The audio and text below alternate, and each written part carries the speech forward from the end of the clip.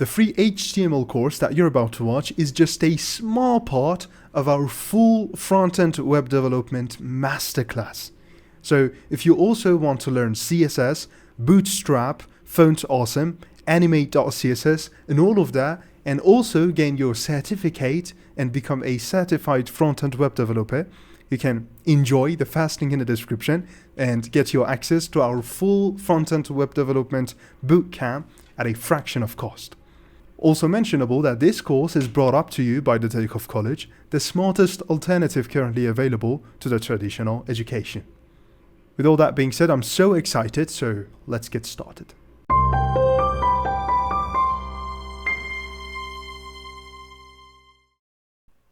So we've come so far.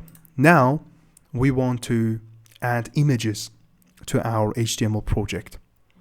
In order to do that, first we need an image, as you know. So I can search for whatever image I'm looking for. So for example, I say UK flag. And as you see, I get many of them. So I want to include one of them inside my web page. So what I do is basically I come choose one, and what I need from that is the link, is the URL to that image. So I right click and click on copy image address. So if I paste the image address and go, as you see, this is what I get.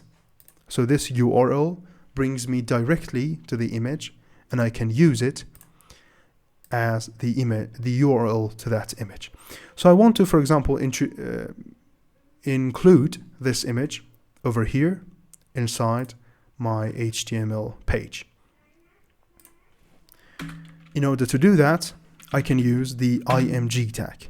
So img tag, as you see, doesn't have an ending and is just like br and hr, so does not require and does not have an ending tag at all.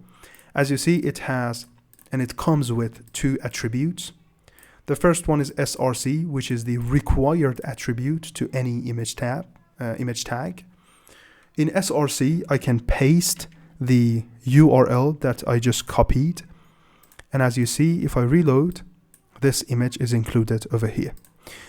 Now imagine that I do not want an image from the internet or a foreign server. So I want the image to be inside my computer, inside my PC. So let's do that. I say save image as desktop, hello world, and I save it as the flag. Save. So as you see, now I have a flag.webp. It can be anything. It doesn't matter. It can be JPG. It can be PNG. You know what I'm saying? And now I have it inside my Explorer, as you see, inside the folder of my project. And this is another way that I can source different images or objects of my website. I can bring them here inside the project, the folder of the project, and use their name .webp, and that's it. So I will have the same thing over here, but if I right click and click on open image in new tab, as you see, this is loading the image from my own computer. One thing we can do is that we can organize this image. So we can make folders over here and call it images. So it will be about my images only. I can drag this file into the folder. I can move it. And then, as you see, this will not be loaded because this sourcing is not valid anymore. In order to make it valid, we need to include the name of the folder at the beginning of it. So what we basically do whenever we are linking to an object is that we consider that we are in index.html and we tell the code, we tell the src the exact road and the exact address that it needs to take in order to get to the image. Another attribute to the image tag, as you see, is alt. Alt is not necessary, but also very important.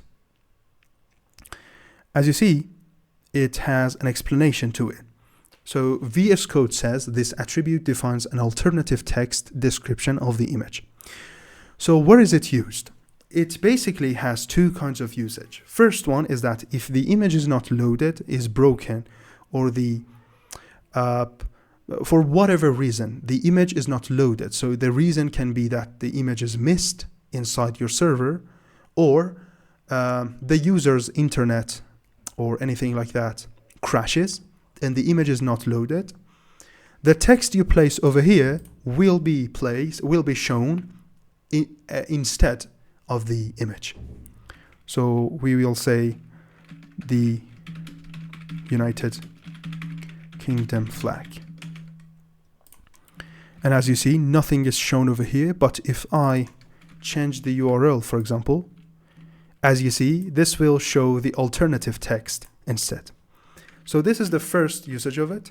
Also, for the browsers of people with disabilities or something like that, people that cannot see, the browser will read the alternative text instead of the image itself. Another importance of the alternative text is about SEO and search engine optimization again, because Google and same search engines will index your images, index your website content, index your media, index everything. And whenever they are indexing images from your website, what they will look in order to get the explanation to that image will be this alternative text. So when I search for UK flag, as you see, this is what it shows us. These are images with titles. So where this title comes from is the alternative text that we give our IMG tag. This is another reason that why alternative tag, the alt attribute, is very, very important and necessary.